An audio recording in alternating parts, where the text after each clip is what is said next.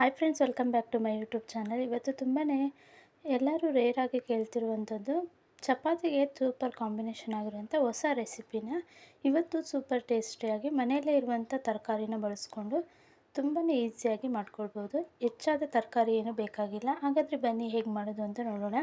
ಮೊದಲಿಗೆ ಒಂದು ಕುಕ್ಕರಿಗೆ ಸ್ವಲ್ಪ ಎಣ್ಣೆನ ಹಾಕ್ಕೊಂಡು ಎಣ್ಣೆ ಚೆನ್ನಾಗಿ ಕಾದ ನಂತರ ಅದಕ್ಕೆ ಹಸಿಮೆಣ್ಸಿಕಾಯನ್ನ ಹಾಕ್ಕೊಂಡು ಫ್ರೈ ಮಾಡ್ಕೊಳ್ಬೇಕು. ಹಸಿಮೆಣ್ಸಿಕಾಯಿ ಎಲ್ಲ ಫ್ರೈ ಆದ ನಂತರ ಈರುಳ್ಳಿ ಮತ್ತು ಹಾಕ್ಕೊಂಡು ಚೆನ್ನಾಗಿ ಫ್ರೈ ಮಾಡ್ಕೊಳ್ಳಿ. ಗೋಲ್ಡನ್ ಕಲರ್ ಬರೋವರೆಗೂ ಫ್ರೈ ಮಾಡ್ಕೊಂಡ ನಂತರ ಸ್ವಲ್ಪ ಎಲ್ಲನೂ ಚೆನ್ನಾಗಿ ಫ್ರೈ ಆದ ನಂತರ ಇದಕ್ಕೆ ಹಸಿ ಬಟಾಣಿನ ಹಾಕ್ಕೊಳ್ತಿದ್ದೀನಿ. ನೀವು ಬೇಕಾದರೆ ಬಟಾಣಿನ ನೆನೆಸ್ಬಿಟ್ಟು ರಾತ್ರಿಯೇ ಬೆಳಿಗ್ಗೆ ಹಾಕ್ಕೊಳ್ಳಿ, ತುಂಬಾ ಟೇಸ್ಟಿಯಾಗಿರುತ್ತೆ. ಹಸಿ ಬಟಾಣಿನ ಹಾಕ್ಕೊಂಡು ಚೆನ್ನಾಗಿ ಫ್ರೈ ಮಾಡ್ಕೊಳ್ಬೇಕು. ಈ ರೀತಿ ಚೆನ್ನಾಗಿ ಮಿಕ್ಸ್ ಮಾಡಿಕೊಂಡು ಬಟಾಣಿ ಕಡಿಮೆ ಇರೋದ್ರಿಂದ ರೇಟ್ ತುಂಬಾ ಕಡಿಮೆ ಇದೆ.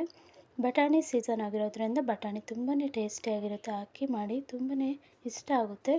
ಮತ್ತು ಇದಕ್ಕೆ ಸ್ವಲ್ಪ ಕಟ್ ಮಾಡಿದಂಥ ಬದನೆಕಾಯಿ ಮತ್ತು ಹುಳ್ಳಿಕಾಯಿನ ಹಾಕ್ಕೊಳ್ತಿದ್ದೀನಿ. ಹುಳ್ಳಿಕಾಯಿನ ನೀಟಾಗಿ ತೊಳೆದ್ಬಿಟ್ಟು ಕಟ್ ಮಾಡ್ಕೊಂಡಿದ್ದೀನಿ. ಎಲ್ಲನೂ ಹಾಕ್ಬಿಟ್ಟು ಚೆನ್ನಾಗಿ ಫ್ರೈ ಮಾಡ್ಕೊಳ್ಬೇಕು. ಬದನೆಕಾಯಿ ಮತ್ತು ಹುರುಳಿಕಾಯಿ ಅಷ್ಟೇ ನಾನು ಇಲ್ಲಿ ತೊಗೊಂಡಿರೋದು, ಬೀನ್ಸ್ ಹಾಕ್ಬಿಟ್ಟು ಚೆನ್ನಾಗಿ ಎಣ್ಣೆಯಲ್ಲಿ ಫ್ರೈ ಮಾಡ್ಕೊಳ್ಬೇಕು. ಆಗ ತರಕಾರಿ ಹಸಿ ಸ್ಮೆಲ್ ಇರೋದಿಲ್ಲ, ಆವಾಗ ತುಂಬಾ ಟೇಸ್ಟಿಯಾಗಿರುತ್ತೆ. ಎಣ್ಣೆಯಲ್ಲಿ ಫ್ರೈ ಆಗಿರುತ್ತಲ್ಲ, ಆಗ ತುಂಬ ಟೇಸ್ಟಿಯಾಗಿರುತ್ತೆ ತರಕಾರಿ. ನೋಡಿ, ಈ ರೀತಿ ಚೆನ್ನಾಗಿ ಮಿಕ್ಸ್ ಮಾಡ್ಕೊಂಡ್ಬಿಟ್ಟು ಎಣ್ಣೆಯಲ್ಲಿ ಒಂದು 10 ನಿಮಿಷ ಚೆನ್ನಾಗಿ ಫ್ರೈ ಮಾಡ್ಕೊಳ್ಬೇಕು. ನಾವು ಯಾವುದೇ ಪಲ್ಯ ಮಾಡಿದ್ರೂ ಏನು ಇದೇ ತರಕಾರಿ ಬೇಕು ಅದೇ ತರಕಾರಿ ಬೇಕು ಅಂತ ಇಲ್ಲ. ನಮಗೆ ಯಾವ್ದು ಬೇಕೋ ಅದನ್ನು ಉಪಯೋಗಿಸ್ಕೊಂಡು ಪಲ್ಯ ಮಾಡಿದ್ರೆ ತುಂಬಾ ಚೆನ್ನಾಗಿರುತ್ತೆ. ಸ್ವಲ್ಪ ರುಚಿಗೆ ತಕ್ಕಷ್ಟು ಉಪ್ಪನ್ನು ಹಾಕ್ಕೊಂಡು ಚೆನ್ನಾಗಿ ಮಿಕ್ಸ್ ಮಾಡ್ಕೊಳ್ಬೇಕು. ನೋಡಿ, ಈ ರೀತಿ ಚೆನ್ನಾಗಿ ಫ್ರೈ ಮಾಡ್ಕೊಳ್ಳಿ, ತುಂಬಾ ಟೇಸ್ಟಿಯಾಗಿರುತ್ತೆ ಪಲ್ಯ. ನೋಡಿ, ಈ ರೀತಿ ಚೆನ್ನಾಗಿ ಮಿಕ್ಸ್ ಮಾಡ್ಕೊಂಡ್ಬಿಟ್ಟು ಇದಕ್ಕೆ ಸ್ವಲ್ಪ ಚೆನ್ನಾಗಿ ಫ್ರೈ ಆದ ನಂತರ ಅರಿಶಿನ ಪುಡಿ, ಧನಿಯಾ ಪುಡಿ ಮತ್ತು ತೇಜು ಸಾಂಬಾರು ಪುಡಿನ ಹಾಕ್ಕೊಳ್ತಿದ್ದೀನಿ. ಹಾಕ್ಕೊಂಡು ಈ ರೀತಿ ಚೆನ್ನಾಗಿ ಮಿಕ್ಸ್ ಮಾಡ್ಕೊಳ್ಬೇಕು. ನೋಡಿ, ಎಲ್ಲನೂ ಚೆನ್ನಾಗಿ ಮಿಕ್ಸ್ ಆಗಿದೆ. ಈಗ ಇದಕ್ಕೆ ಸ್ವಲ್ಪ ನೀವು ಬೇಕಿದ್ದರೆ ಮೊಸರನ್ನ ಹಾಕ್ಕೊಳ್ಳಿ, ಯಾಕಂದರೆ ಒಂಥರ ಹಸಿ ವಾಸನೆ ಇರುತ್ತೆ, ಮತ್ತು ಇಲ್ಲಾಂದರೆ ಮಸಾಲೆ ಸ್ಮೆಲ್ ಇರುತ್ತೆ. ಮೊಸರನ್ನ ಹಾಕೋದ್ರಿಂದ ಮಸಾಲೆ ಸ್ಮೆಲ್ ಇರೋದಿಲ್ಲ, ಮತ್ತು ಪಲ್ಯ ಬಂದುಬಿಟ್ಟು ಬೇರೆ ಥರ ಟೇಸ್ಟ್ ಸಿಗುತ್ತೆ. ಇದು ಚೆನ್ನಾಗಿ ಫ್ರೈ ಮಾಡ್ಕೊಳ್ಬೇಕು, ಮಸಾಲೆ ವಾಸನೆ ಹೋಗೋವರೆಗೂ. ಸ್ವಲ್ಪ ಫ್ರೈ ಆದ ನಂತರ ಇದಕ್ಕೆ ಸ್ವಲ್ಪ ಮೊಸರನ್ನ ಹಾಕ್ಕೊಂಡು ಚೆನ್ನಾಗಿ ಫ್ರೈ ಮಾಡ್ಕೊಳ್ಬೇಕು. ನೋಡಿ, ಈ ರೀತಿ ಎಲ್ಲ ಚೆನ್ನಾಗಿ ಮಿಕ್ಸ್ ಮಾಡ್ಕೊಳ್ಳಿ. ಚಪಾತಿ ಜೊತೆ ಮತ್ತು ಪೂರಿ ಜೊತೆ ಎಲ್ಲದ್ರ ಜೊತೆನೂ ತಿನ್ಬೋದು, ತುಂಬಾ ಚೆನ್ನಾಗಿರುತ್ತೆ. ಈ ತರಕಾರಿ ಎಲ್ಲ ರೇಟ್ ಕಮ್ಮಿ ಆದಾಗ ಈ ರೀತಿ ಪಲ್ಯಗಳನ್ನ ಮಾಡ್ಕೊಂಡು ತಿನ್ನಿ, ಆರೋಗ್ಯಕ್ಕೂ ಕೂಡ ತುಂಬಾ ಒಳ್ಳೆಯದು.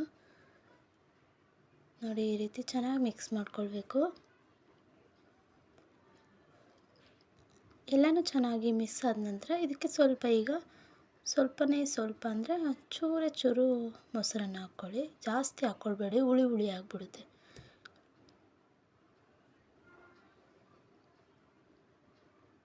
ನೋಡಿ, ನೋಡೋದಕ್ಕೂ ಕೂಡ ಪಲ್ಯ ತುಂಬಾ ಚೆನ್ನಾಗಿದೆ. ಯಾವ ತರಕಾರಿ ಹಾಕಿ ಮಾಡ್ತೀವಿ ಅನ್ನೋದಲ್ಲ, ನಾವು ಹೇಗೆ ಮಾಡ್ತೀವಿ ಟೇಸ್ಟಿಯಾಗಿ ಅನ್ನೋದು ಮುಖ್ಯ ಆಗಿರುತ್ತೆ. ಯಾವುದೇ ತರಕಾರಿ ಉಪಯೋಗಿಸ್ಕೊಂಡು ಮಾಡಿದ್ರೂ ಕೂಡ ಪಲ್ಯ ಮಾಡಿದಾಗ ಅದು ತಿನ್ನೋದಕ್ಕೆ ಚೆನ್ನಾಗಿರ್ಬೇಕಷ್ಟೆ. ತರಕಾರಿ ಬಂದುಬಿಟ್ಟು ಎಲ್ಲದನ್ನೂ ಕೂಡ ನಮ್ಮ ದೇಹಕ್ಕೆ ಒಳ್ಳೆಯದೇನೆ. ನೋಡಿ, ಈಗ ಎಲ್ಲ ಚೆನ್ನಾಗಿ ಫ್ರೈ ಆಗಿದೆ. ಇದು ಒಂದು 10 ನಿಮಿಷ ಬೇಯಿಸ್ಕೊಂಡಿದ್ದೀನಿ ಇದನ್ನು. ಈಗ ಇದಕ್ಕೆ ಸ್ವಲ್ಪ ಮೊಸರನ್ನ ಹಾಕ್ಕೊಳ್ತಿದ್ದೀನಿ. ಹಾಕ್ಕೊಂಡು ಈ ರೀತಿ ಚೆನ್ನಾಗಿ ಮಿಕ್ಸ್ ಮಾಡ್ಕೊಳ್ತಿದ್ದೀನಿ. ಮಿಕ್ಸ್ ಮಾಡಿಕೊಂಡು ಚೆನ್ನಾಗಿ ಒಂದು 5 ನಿಮಿಷ ಬೇಯಿಸ್ಕೊಳ್ಬೇಕು.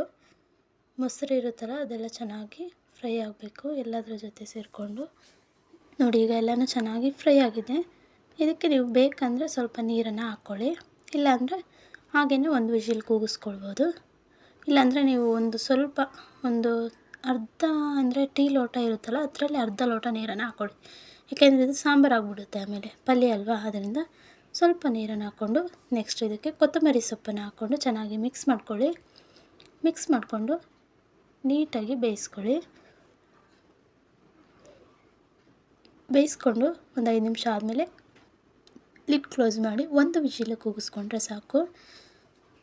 ತುಂಬಾ ಚೆನ್ನಾಗಿರುತ್ತೆ ಪಲ್ಯ, ಎಲ್ಲರೂ ತುಂಬಾ ಇಷ್ಟಪಟ್ಟು ತಿಂತಾರೆ. ನೀವು ಬೇಕಿದ್ದರೆ ಖಾರದ ಪುಡಿನೂ ಕೂಡ ಹಾಕ್ಕೊಳ್ಳಿ, ನನ್ನ ಮಕ್ಕಳು ತಿನ್ನೋದ್ರಿಂದ ಹಾಕಿಲ್ಲ. ನೋಡಿ, ಈಗ ಒಂದು ವಿಷಿಲ್ ಕೂಗಿಸ್ಕೊಂಡಿದ್ದೀನಿ.